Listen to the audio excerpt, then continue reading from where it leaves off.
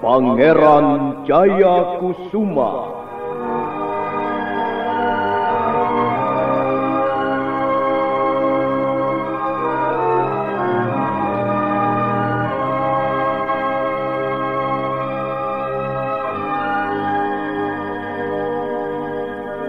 Sebuah serial drama radio yang dipersembahkan oleh Teater Sanggar Cerita dan Sanggar Prativi bekerja sama dengan PT Bayer Indonesia.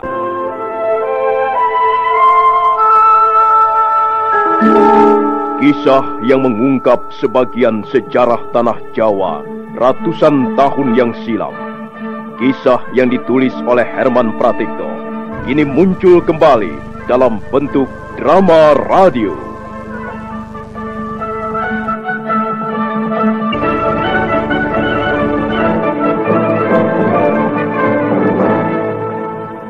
Naskah disusun dan diolah oleh S. Tijab, teknik dan montase Rudi Tinangon dan M. Pranoto, sutradara E.W.S. Yuwono. Belum juga tidur, Bi. Malam ini aku merasa dingin, Jayakusuma. Dingin sekali. Ambillah selimutku, Bi. Pakailah, supaya menjadi lebih hangat. Bukan itu yang kumaksud. Bukan tubuhku yang dingin, tapi jiwaku, semangat hidupku.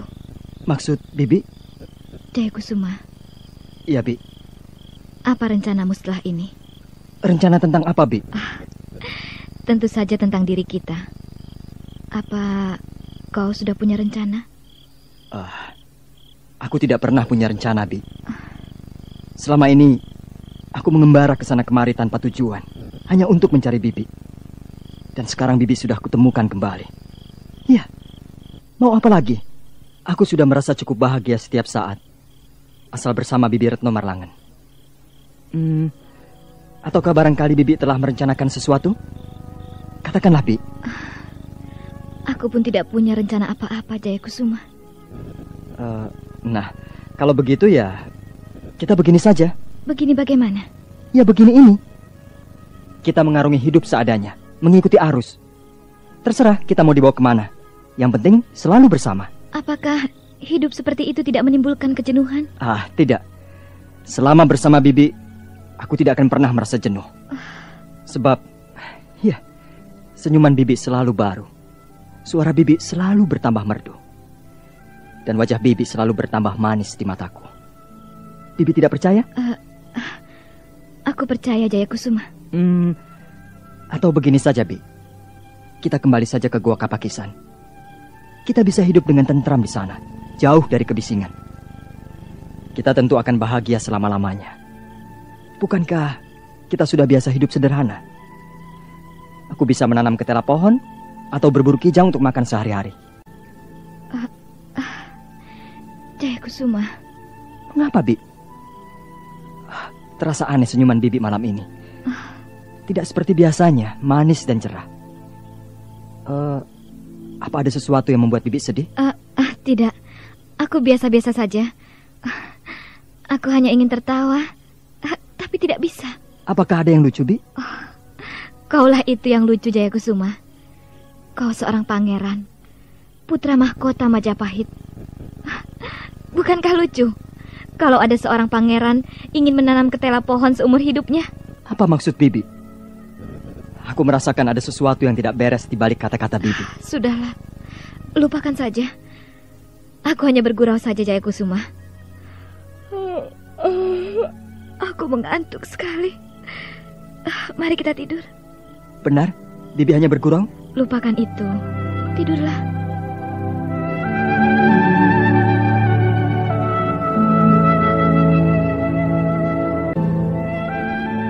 Bulan di langit nampak semakin pucat dan tua. Malam terasa bertambah dingin oleh angin pegunungan yang bertiup di sela-sela pohon. Sekali waktu, seonggok kabut melintas dan akhirnya lenyap di kejauhan. Pangeran Jayakusuma tidur pulas, terbuai oleh mimpinya sendiri. Tapi Retno Marlangen masih tetap terjaga. Suatu ketika, nampak jari-jari lentik gadis itu menyeka air matanya. Jayakusuma. Jayakusumnya hanya akan menemui kehancuran seperti ini. Jayakusuma. Jayakusuma.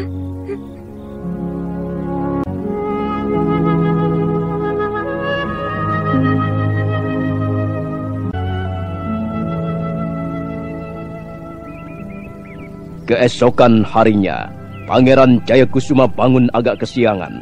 Sinar mentari telah menembus celah-celah pintu ketika dia melangkah dari atas pembaringan. Tiba-tiba langkahnya terhenti dan pandangannya menumbuk ke selembar daun lontar yang tergeletak di atas meja batu. Jayakusuma, kalau kau membaca tulisan di atas daun lontar ini, berarti aku sudah pergi.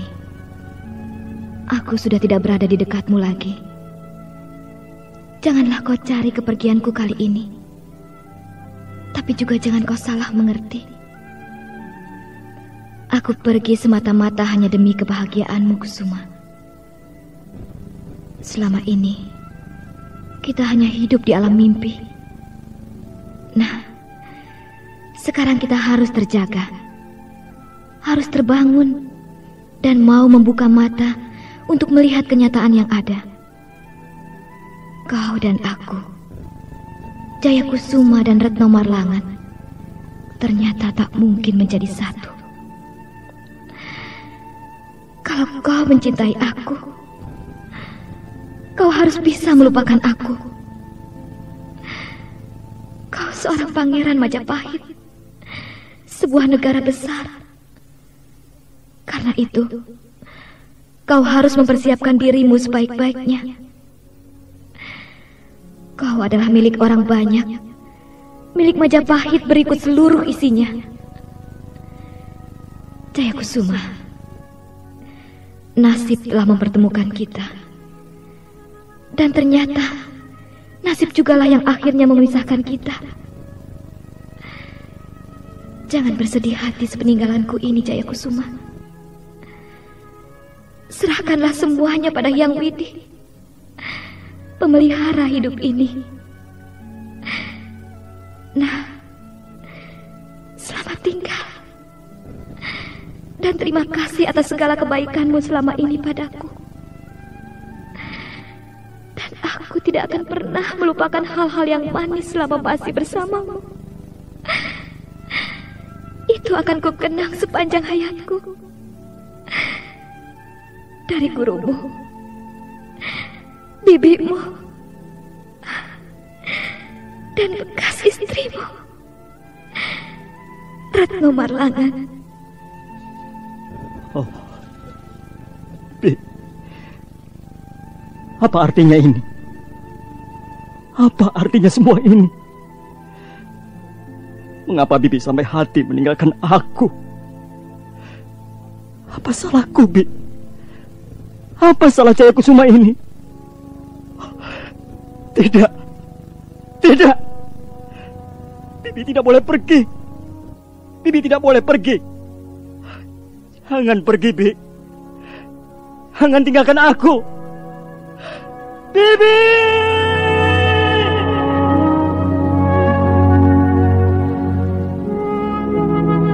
Pangeran Jayakusuma.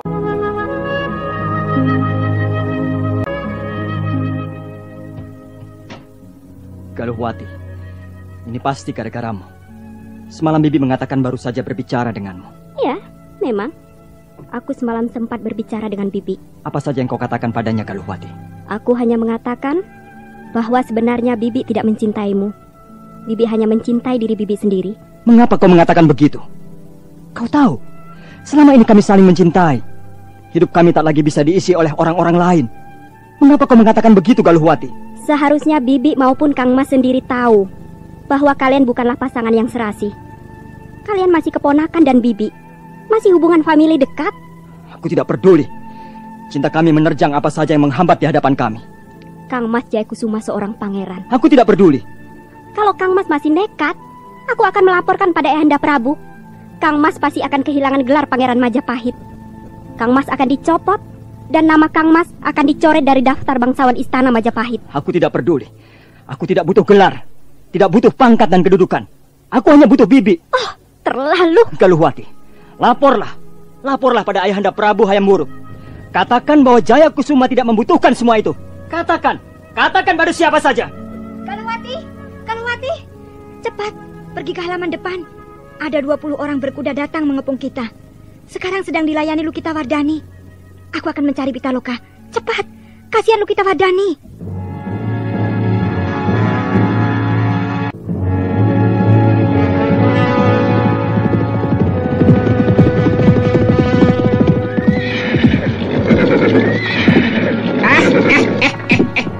Jadi kau ingin mengenal siapa kami? Bagus, itu sambutan yang cukup bagus. Nah, dengar. Kami datang dari perguruan Tapak Angin. Namaku Sapu Jagat. Akulah pemimpin perguruan Tapak Angin yang terletak di lambung Gunung Belerang bagian selatan. Sedang mereka semua yang berkuda di sekelilingku ini adalah murid-muridku. Lalu apa maksud kedatangan kalian ke perguruan Naga Pertala ini? Kami datang sudah 7 hari yang lalu. Kami ingin menyelidiki lebih dulu suasana perguruan ini. Kami punya urusan dengan Empu Naga. Sayang sekali, Empu Naga sudah tidak di sini lagi. Kemana dia? Si tua bangka itu harus mempertanggungjawabkan perbuatan muridnya yang bernama Wulung Wilis. Wulung Wilis bahkan sudah meninggal. Dan gurunya, Empu Naga, sudah pergi entah kemana. Lalu siapa kalian ini? Dan mengapa tinggal di perguruan Naga Pertala? Aku adalah cucu Eyang Gajah Mada. Kami datang dari Istana Kepatihan Majapahit. Dan kami mengemban tugas kenegaraan. Kebetulan sekali. Ini namanya Pucuk Dicinta Ulam Tiba. Nah, kalau si tua bangka Empu Naga itu tak ada lagi, maka kalianlah yang akan menggantikannya. Kami tak ada urusan dengan kalian. Ada. Justru sebenarnya orang-orang Kepatihan Majapahitlah yang harus bertanggung jawab atas kematian muridku. Muridmu? Iya. Ganggeng Kanyut adalah murid pilihan perguruan Sapu Jagat. Berapa waktu yang lalu dia mengikuti sayembara di Kepatihan dan sempat menjadi lawan tanding Wulung Wilis. Aku ingat. Tapi sayang sekali muridmu telah melakukan kecurangan-kecurangan dalam sayembara tanding itu. Itu tidak benar. Itu fitnah. Perguruan Naga Pertala inilah sebenarnya tempat bercokolnya kecurangan. Tapi aku melihat sendiri Ganggeng Kanyut melakukan kecurangan. Bahkan kemudian membuat kegaduhan yang memaksa Eyang Gajah Mada turun tangan. Aku sudah tahu semuanya. Aku sudah mendengar semuanya. Akhirnya muridku mati di tangan Gajah Mada. Nah, sekarang kami datang hendak menuntut balas. Begitu. Kalau kau hendak menuntut balas kematian muridmu, mengapa tidak datang saja menemui Eyang Mada di Istana Kepatihan? Itu tidak perlu. Kami bukan orang-orang bodoh.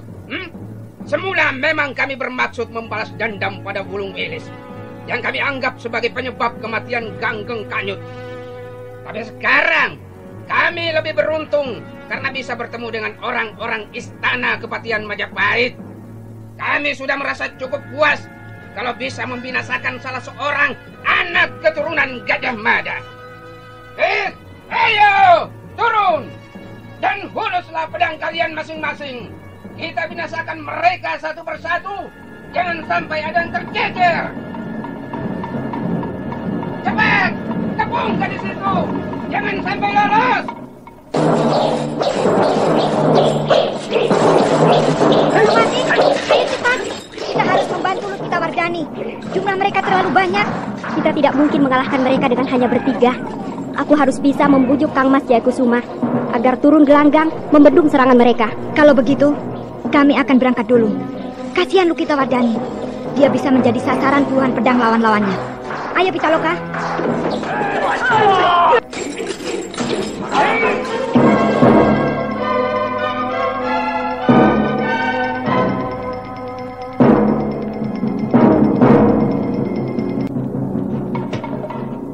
Ada 20 orang berkuda datang menyerang kita. Sekarang, Lukitawardhani, Dyah Carangsari dan Dyah Mustika Perwita sedang menghadapi mereka. Apa kau tidak dengar? Ayo bantulah mereka, Kang Mas. Kang Mas lebih mementingkan selembar daun lontar itu daripada nyawa manusia. Itu kan sikap seorang satria. Aku bukan satria. Aku tidak butuh disebut-sebut sebagai satria. Persetan dengan semuanya. Kang Mas benar-benar telah buta. Kang Mas tidak mampu lagi membedakan mana yang buruk dan mana yang baik. Galuhwati, kalau kau masih juga bicara, aku cekik kau. Galuhwati. Oh, Kakang Panular, jangan keluar. Berbahaya. Orang-orang dari perguruan tapak angin datang menyerang kita. Aku sudah mendengarnya dari Carangsari. Berapa orang semuanya? Sekitar 20 orang. Mereka datang bersama gurunya yang bernama Sapu Jagat. Di mana kakakmu Pangeran Jayakusuma? Mengapa dia tidak membantu mereka? Kakakku sudah meeting. Aku sudah berusaha membujuknya, tapi tidak ada hasilnya. Malah dia marah-marah padaku. Baiklah, biar aku yang akan menemuinya. Silakan Kakang. Aku harus segera membantu mereka. Hati-hati Galuhwati.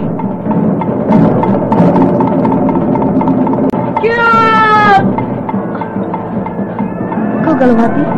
Maaf Yunda, aku datang agak terlambat. Gimana kakakmu? Mengapa tidak datang membantu kita? Entahlah, dia tidak mau turun dari pembaringannya. Sekarang Kakang Panular sedang berusaha membujuknya. Mereka terlalu banyak. Lihat, masih ada yang belum turun Yunda. Ya, itu guru mereka. Ayo Galuhwati, kau bantu Carangsari. Lihat, dia tampak repotan. Baik Yunda. Hiat! Hiat! Hiat!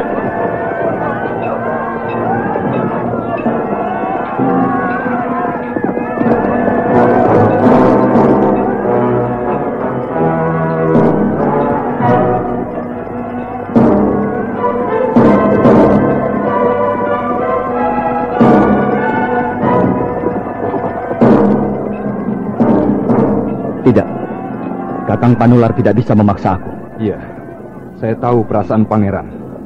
Pangeran tentu bersedih hati karena kepergian Bibir Nomarlangen. Tapi apakah Pangeran sudah menutup diri hingga tak mampu lagi mengambil tindakan yang lebih bijaksana? Aku tidak tahu, Kakang. Aku tidak tahu apa-apa sekarang ini. Dan aku tidak ingin melakukan apa-apa. Sekalipun Pangeran melihat ada 4 orang gadis yang terancam nyawanya, kalau Pangeran tidak segera turun tangan membantu mereka, dapat dipastikan mereka akan terbunuh semuanya. Aku tidak tahu, Kakang. Jangan memaksa aku. Jangan mempengaruhi aku. Pikiranku sedang kacau. Baiklah. Kalau memang Pangeran tidak bersedia turun tangan membantu mereka, biarlah aku yang akan menggantikannya. Wah, jangan. Kakang Panular belum sembuh sama sekali. Ya, memang Pangeran. Lukaku ini belum sembuh sama sekali. Tapi aku tak ingin menambahnya dengan luka-luka baru yang lebih pedih. Lihat, Guru. Perempuan berpakaian biru kuning itulah yang saya ceritakan semalam. Perempuan dengan selendang itu? Bukan, Guru. Perempuan yang bersenjatakan selendang itu nampaknya tidak ikut turun gelanggang. Guru, sudah ada 3 orang terluka. Kalau dibiarkan, mereka bisa merajalela. Perempuan itu memang berkepandaian lumayan. Lihat Guru, 1 orang lagi terjatuh dan terluka. Apakah tidak sebaiknya kami turun ke gelanggang, Guru? Nah, baik. Cabutlah pedang kalian dan sergaplah mereka. Oh, apa benar aku sudah buta? Benarkah aku sudah tak mampu lagi membedakan mana yang buruk dan mana yang baik? Kasihan Kakang Panular. Dalam keadaan sakit terpaksa turun ke gelanggang pertempuran. Dan aku, apa yang kulakukan di sini? Oh, tidak. Akulah yang harus menghadapi mereka. Kasihan Kakang Panular. Pangeran Jayakusuma segera menyambar pedang Pancakumara yang tergantung pada dinding. Kemudian tangan kanannya bergerak dan pedang itu pun telah keluar dari sarungnya. Biarlah aku yang maju, Kakang. Biarlah aku yang menghadapi mereka semuanya. Hiat! Hiat! Sementara itu, di halaman perguruan Naga Pertala, pertempuran masih berlangsung dengan sengit. Ada 5 orang murid perguruan Tapak Angin terluka, tapi kedudukan Lukita Wardani dan kawan-kawannya pun bertambah gawat. Pada saat itulah, Pangeran Jayakusuma muncul dengan pedang pancakumaranya. Mata pedang itu berkilat-kilat dan segera menyambar leher orang terdekat. Hiat! Hiat! Pangeran Jayakusuma. Dengan pedang pancakumaranya, Pangeran Jayakusuma terus mengamuk. Sebentar saja, 5 orang musuh terjungkal bermandikan darah.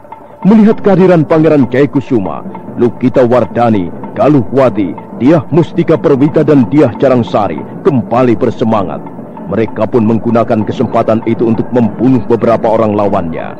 Demikianlah, halaman perguruan Naga Pertala di pagi yang cerah itu menjadi ajang pembantaian. Darah mengalir dari tubuh-tubuh yang terluka dan membasahi rumputan. Tinggal 5 orang murid perguruan Tapak Angin yang mampu bertahan, lainnya semua terbunuh. Melihat keadaan seperti itu, Sapu Jagat menjadi sangat geram, terutama sekali pada Pangeran Jayakusuma. Buru-buru dia mengeluarkan senjata cakram, senjata bulat pipih yang terbuat dari logam. Setelah ditimang-timangnya sebentar, senjata rahasia itu pun segera melesat, mendesing membelah udara. Awas, Pangeran! Hup! Ya! Hiat! Ya! Kurang ajar. Senjata cakramku hancur berkeping-keping. Siapa anak muda itu? Pedang yang digenggamnya luar biasa ampuhnya. Ayo, majulah. Bukankah kau yang bernama Sapu Jagat, pemimpin perguruan Tapak Angin? Babu. Besar juga nyalimu anak muda. Kau telah berani membunuh murid-muridku. Dan sekarang kau menantang Sapu Jagat. Bagus. Marilah kita berlaga secara kesatria. Aku tahu kau mempunyai pedang andalan yang ampuh. Tapi lihat, Sapu Jagat juga mempunyai senjata pribadi yang tidak akan kalah ampuhnya dengan pedangmu itu. Senjata ampuh yang dimaksudkan Sapu Jagat ternyata juga pedang. Hanya bentuknya melengkung aneh dan ukurannya kelewat besar. Dan lagi, bukan hanya sebilah, melainkan 2 bilah yang sekarang tergenggam erat di tangan kanan dan kirinya. Ayo, anak muda, majulah! Majulah! Kalau ingin kuputuskan batang lehermu. Kau kira aku gentar menghadapi pedang bengkokmu itu?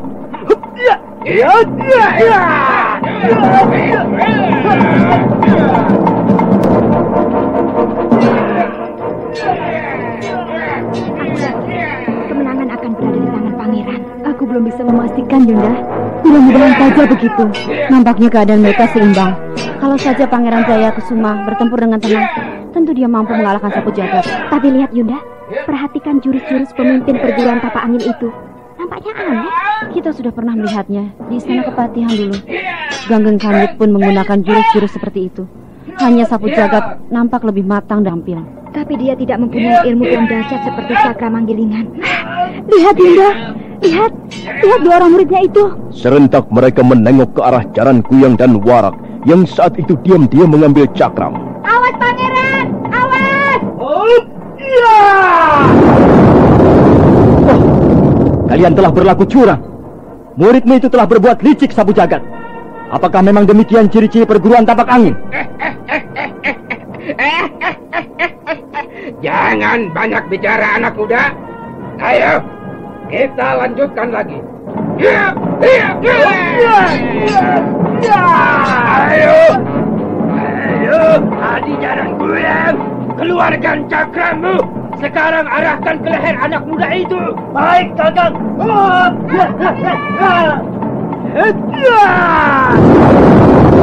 Kembali senjata cakram hancur berkeping-keping, begitu berpapasan dengan pedang Pancakumara. Tapi Pangeran Jayakusuma agak lengah, dan pedang Sapu Jagat menggores lengan kirinya. Manusia-manusia curang. Orang-orang seperti kalian ini tidak boleh dibiarkan hidup. Tunggu Pangeran, biar mereka, sisa-sisa murid perguruan tapak angin itu menjadi bagian kami. Ayo Galawati, Dyah Mustika, Carangsari, kita habiskan mereka. Yes!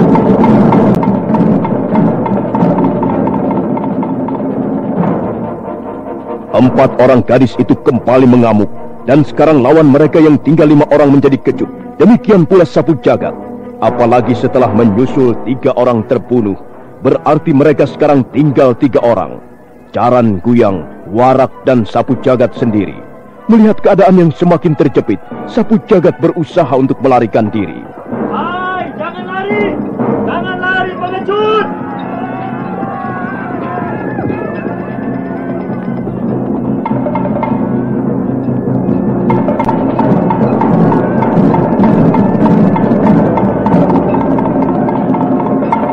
Pangeran Jayakusuma tidak membiarkan pemimpin perguruan tapak angin itu lolos begitu saja.